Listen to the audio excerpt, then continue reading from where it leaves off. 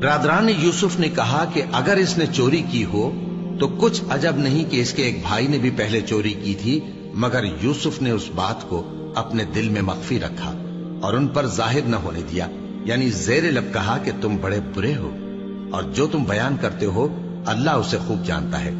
वो कहने लगे कि ए अजीज, इसके वालिद बहुत बूढ़े हैं और इससे बहुत मोहब्बत रखते हैं, तो इसको छोड़ दीजिए और इसकी जगह हम में से किसी को रख लीजिए। हम देखते हैं कि आप एहसान करने वाले हैं। यूसुफ ने कहा कि अल्लाह पनाह में रखे कि जिस शख्स के पास हमने अपनी चीज पाई है उसके सिवा किसी और को पकड़ लें। ऐसा करें तो हम बड़े बेइंसाफ हैं।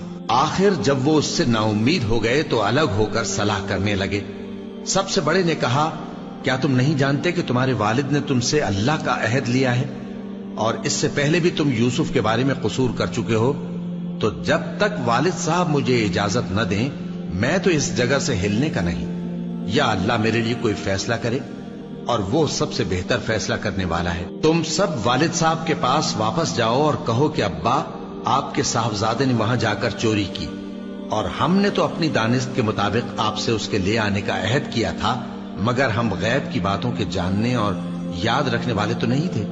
और जिस बस्ती में हम ठहरे थे वहां से, यानी अहले मिस्र से, और जिस काफले में आए हैं उससे दरियाफ्त कर लीजिए, और हम इस बयान में बिल्कुल सच्चे हैं। जब उन्होंने ये बात याकूब से आकर कही तो उन्होंने कहा कि हकीकत यूं नहीं है, बल्कि ये बात तुमने अपने दिल से बना ली है, तो सब्र ही बेहतर है।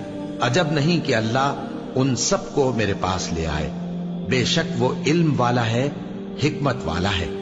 और उनके पास से चले गए और कहने लगे कि हाय अफसोस यूसुफ पर, हाय अफसोस। और रंजो अलम में उनकी आंखें सफेद हो गईं और उनका दिल गम से भर रहा था। बेटे कहने लगे कि वल्लाह, आप तो यूसुफ को इसी तरह याद ही करते रहेंगे यहां तक कि आप घुल जाएंगे या जान ही दे देंगे। उन्होंने कहा कि मैं तो अपने गम और अंदोह का इजहार अल्लाह से करता हूं और अल्लाह की तरफ से वो बातें जानता हूं जो तुम नहीं जानते। ए बेटो, यूं करो कि एक दफा फिर जाओ और यूसुफ और उसके भाई को तलाश करो, और अल्लाह की रहमत से नाउम्मीद न होना कि अल्लाह की रहमत से तो काफिर लोग ही नाउम्मीद हुआ करते हैं। फिर जब वो यूसुफ के पास गए तो कहने लगे कि ए अजीज, हमें और हमारे अहल अयाल को बड़ी तकलीफ हो रही है और हम ये थोड़ा सा सरमाया लाए हैं। आप हमें इसके एवज पूरा गल्ला दे दीजिए और हम पर खैरात कीजिए कि अल्लाह खैरात करने वालों को सवाब देता है। यूसुफ ने कहा, तुम्हें मालूम है कि जब तुम नादानी में फंसे हुए थे तो तुमने यूसुफ और उसके भाई के साथ क्या किया था? वो बोले, क्या वाकई तुम ही यूसुफ हो? उन्होंने कहा, हाँ, मैं ही यूसुफ हूं। और बिन यामीन की तरफ इशारा करके कहने लगे, ये मेरा भाई है। अल्लाह ने हम पर बड़ा एहसान किया है। जो शख्स अल्लाह से डरता और सब्र करता है तो अल्लाह नेकुकारों का अजर जाया नहीं करता। वो बोले, अल्लाह की कसम, अल्लाह ने तुमको हम पर फजीलत बख्शी है और बेशक हम खताकार थे। यूसुफ ने कहा कि आज के दिन तुम पर कोई मलामत नहीं, अल्लाह तुमको मुआफ करे और वो सबसे बढ़कर रहम करने वाला है। ये मेरा कुर्ता ले जाओ, फिर इसे वालिद साहब के मुंह पर डाल देना तो वो बीना हो जाएंगे, और अपने तमाम अहलो अयाल को मेरे पास ले आओ। और जब काफला मिस्र से रवाना हुआ तो उनके वालिद कहने लगे कि अगर मुझको ये ना कहो कि बूढ़ा बहक गया है तो मुझे तो यूसुफ की बू आ रही है। वो बोले कि वल्लाह, आप उसी कदीम गलती में मुब्तला हैं।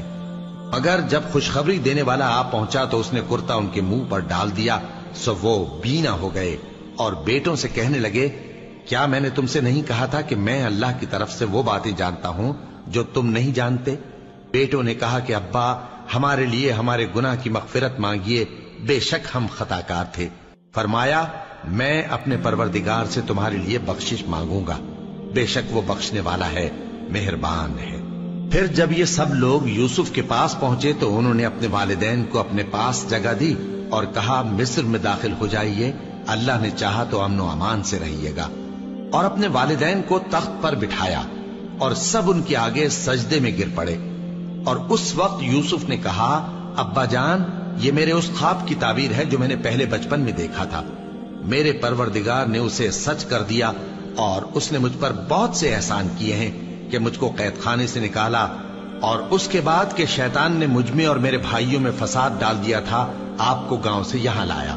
بے شک میرا پروردگار جو چاہتا ہے تدبیر سے کرتا ہے، وہ علم والا ہے، حکمت والا ہے۔ جب یہ سب باتیں ہو لیں تو یوسف نے اللہ سے دعا کی کہ اے میرے پروردگار، تو نے مجھ کو حکومت سے نوازا اور خوابوں کی تعبیر کا علم بخشا۔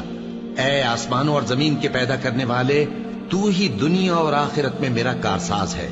تو مجھے دنیا سے اپنی اطاعت کی حالت میں اٹھائیو اور آخرت میں اپنے نیک بندوں میں داخل کیجو۔ اے پیغمبر، یہ اخبار غیب میں سے ہیں جو ہم تمہاری طرف بھیجتے ہیں۔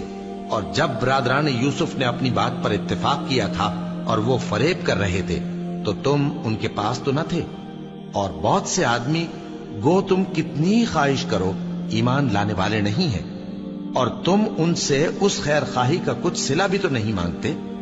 یہ قرآن اور کچھ نہیں تمام جہانوں کے لیے نصیحت ہے، اور آسمان و زمین میں بہت سی نشانیاں ہیں جن پر سے یہ گزرتے ہیں اور ان کو نظر انداز کر دیتے ہیں، اور یہ اکثر اللہ پر ایمان نہیں رکھتے مگر اس کے ساتھ شرک بھی کرتے ہیں۔ تو کیا یہ اس بات سے بے خوف ہیں کہ ان پر اللہ کا عذاب نازل ہو کر ان کو ڈھانپ لے، یا ان پر ناگہاں قیامت آ جائے اور انہیں خبر بھی نہ ہو؟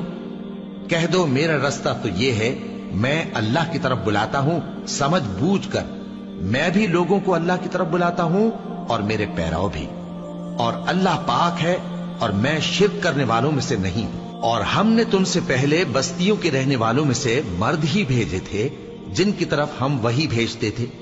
کیا ان لوگوں نے ملک میں سیر و سیاحت نہیں کی کہ دیکھ لیتے کہ جو لوگ ان سے پہلے تھے ان کا انجام کیا ہوا؟ اور متقیوں کے لیے آخرت کا گھر بہت اچھا ہے، کیا تم سمجھتے نہیں؟ یہاں تک کہ جب پیغمبر نا امید ہو گئے اور انہوں نے خیال کیا کہ اپنی نصرت کے بارے میں جو بات انہوں نے کہی تھی اس میں وہ سچے نہ نکلے، تو ان کے پاس ہماری مدد آ پہنچی، پھر جسے ہم نے چاہا بچا دیا، اور ہمارا عذاب اتر کر گناہگار لوگوں سے پھیرا نہیں کرتا۔ ان کے قصے میں عقل مندوں کے لیے عبرت ہے۔ یہ قرآن ایسی بات نہیں ہے جو اپنے دل سے بنائی گئی ہو، بلکہ جو کتابیں اس سے پہلے نازل ہوئی ہیں ان کی تصدیق کرنے والا ہے اور ہر چیز کی تفصیل کرنے والا، اور مومنوں کے لیے ہدایت اور رحمت ہے۔